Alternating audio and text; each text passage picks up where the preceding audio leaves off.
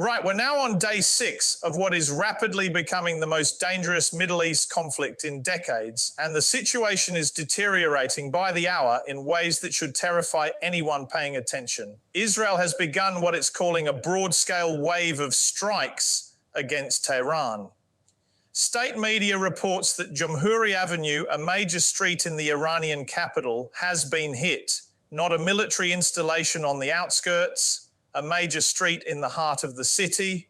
In Beirut, Israel has announced it's targeting Hezbollah and has issued an evacuation order for nearly all of southern Beirut, an area believed to house more than 500,000 people. 500,000 people. That's not a military operation, that's mass displacement. That's creating a humanitarian catastrophe. That's panic on a scale we haven't seen in this region for years.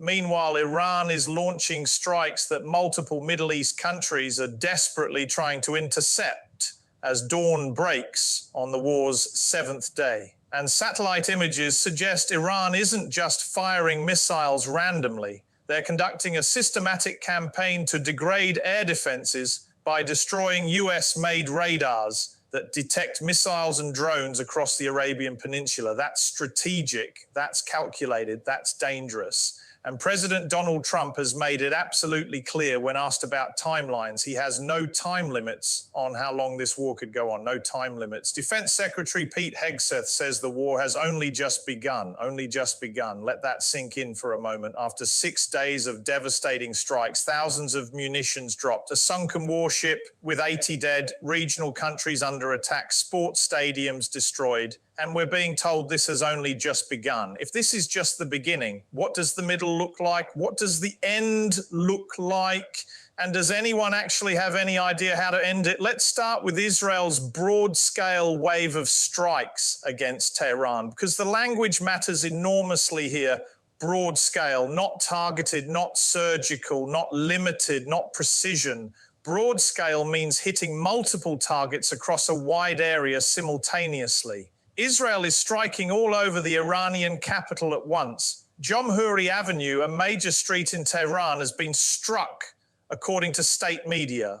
That's not a Revolutionary Guard facility. That's not a missile factory. That's not a military command center. That's a major thoroughfare in the heart of the city where civilians live, work, shop, and travel. Urban infrastructure, civilian areas. The message Israel is sending is absolutely clear. Nowhere in Tehran is safe. No part of the capital is off limits. No neighborhood is protected. This is about creating terror in the population. This is about breaking the will of the Iranian people. This is about making life in Tehran so unbearable, so terrifying, so impossible that people either flee or rise up against their own government. And it's working to a degree.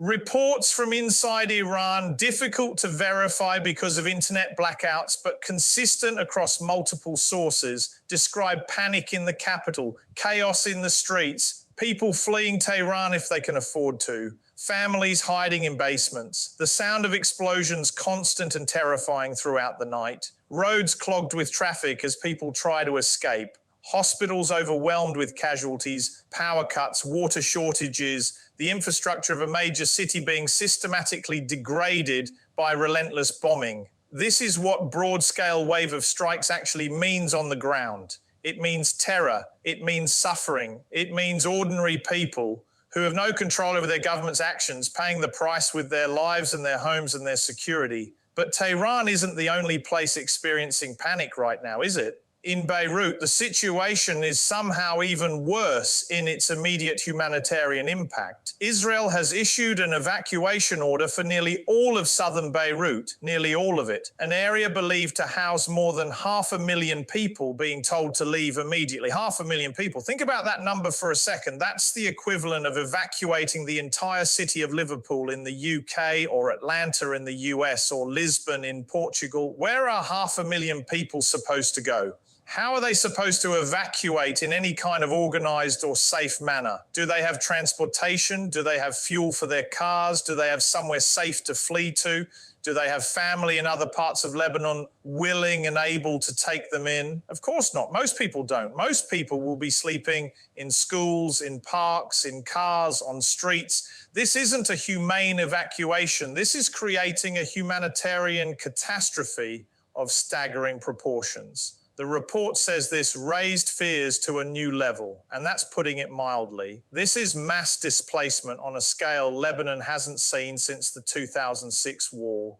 Families with young children trying to gather essentials and flee. Elderly people who can't move quickly or travel far. Disabled individuals who need medical equipment and care. All being told, leave now or risk being killed in Israeli strikes targeting Hezbollah. And why is Israel doing this? Because Hezbollah has positions in southern Beirut. Because Iran-backed militants are embedded in civilian areas. Because the infrastructure of the organization is mixed in with the civilian population. Well, that's been the reality in Lebanon for decades. That's not news. That's the nature of asymmetric warfare in urban environments. But the scale of what Israel's doing now, the mass displacement of 500,000 civilians, the collective punishment of an entire part of a city that is unprecedented in its scope and its humanitarian impact.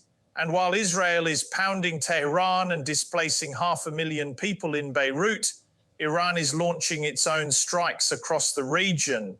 Multiple Middle East countries are intercepting Iranian missiles and drones as dawn breaks on day 7 of this war. We've already covered in previous reports the UAE intercepting 131 drones and 6 missiles in a single day. We've covered Azerbaijan being hit and threatening retaliation. We've covered Saudi energy facilities being struck. But now satellite images are revealing something very strategic and very dangerous about Iran's approach to this war. Iran isn't just firing missiles randomly hoping they hit something valuable. Iran is conducting a systematic campaign to degrade air defenses across the Arabian Peninsula by destroying US-made radars that detect missiles and drones.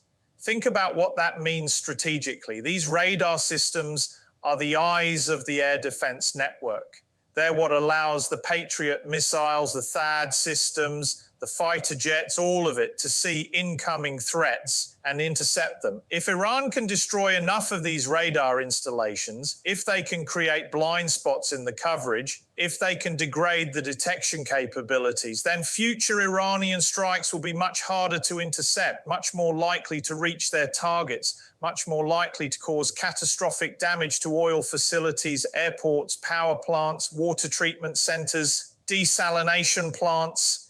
Iran is absorbing tremendous punishment from US and Israeli strikes. Their infrastructure is being devastated, their military capabilities are being degraded, but they're methodically, systematically working to destroy the defensive systems that protect US allies in the Gulf. That's not desperation, that's strategy, that's long-term thinking, even in the midst of being pounded by thousands of munitions. And here's where it gets truly terrifying for anyone hoping this war might end soon. President Donald Trump was asked about timelines for this conflict. How long will it go on? When will it end? What's the exit strategy? What are the conditions for cessation of hostilities?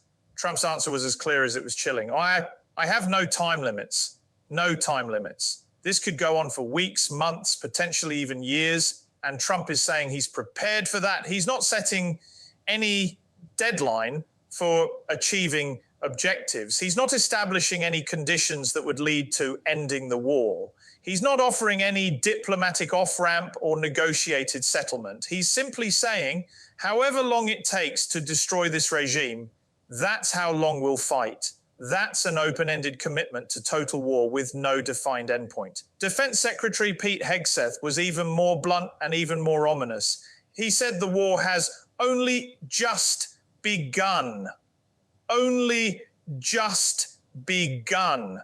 We're 6 days into this conflict, 6 days of broad-scale waves of strikes on Tehran, 6 days of Israeli munitions raining down on Iranian military and civilian infrastructure, 6 days that have seen a sports stadium destroyed, an Iranian warship sunk with 80 sailors dead and 68 missing, the UAE intercepting over 130 drones, Azerbaijan closing its airspace and threatening retaliation, 500,000 people displaced in Beirut. And Hegseth, standing in the Pentagon, tells us this has only just begun. What's coming next? What does the middle phase of this war look like if we're only at the beginning? What does the end phase look like? How much more destruction? How many more casualties? How much more regional instability? The answer, I'm afraid, is that nobody knows. Not Trump, not Hegseth, not Netanyahu, not the Iranian regime, not the military planners, not the intelligence analysts, nobody. Because once you start a war of this magnitude, once you commit to regime destruction as the objective, once you say no time limits and only just begun, you lose control of events. Wars take on a life of their own. They escalate in ways nobody predicted. They spread to countries nobody intended to involve. They create humanitarian catastrophes nobody planned for. They kill people who nobody meant to target. And the presidents and prime ministers and defense secretaries who start these wars, they're always confident at the beginning. They're always certain they can control the escalation. They always believe they can achieve their objectives quickly and decisively without creating a disaster. And history teaches us over and over again that they're almost always wrong. Here's the bottom line, and I want to be absolutely clear about the gravity of what we're witnessing. Day 6 of the Middle East conflict. Israel conducting broad-scale wave of strikes on Tehran, hitting major streets in the capital, civilian areas, urban infrastructure. Israel ordering evacuation of nearly all of southern Beirut, 500,000 people being displaced, creating humanitarian catastrophe. Iran systematically targeting US-made radar systems across Arabian Peninsula to degrade air defense capabilities for future strikes. Trump says no time limits on war duration, no defined endpoint, no exit strategy. Hegseth says it has only just begun, suggesting weeks or months more of this devastation ahead. This is total war with no defined endpoint, no diplomatic solution being pursued, no limit on how far it will go or how long it will last. The human cost is mounting by the hour. The regional stability is collapsing. 500,000 people are fleeing their homes. And we're being told by the people prosecuting this war that this is only the beginning. Only the beginning. If that doesn't terrify you, it should. This has been The Royal Truth. I'll see you next time.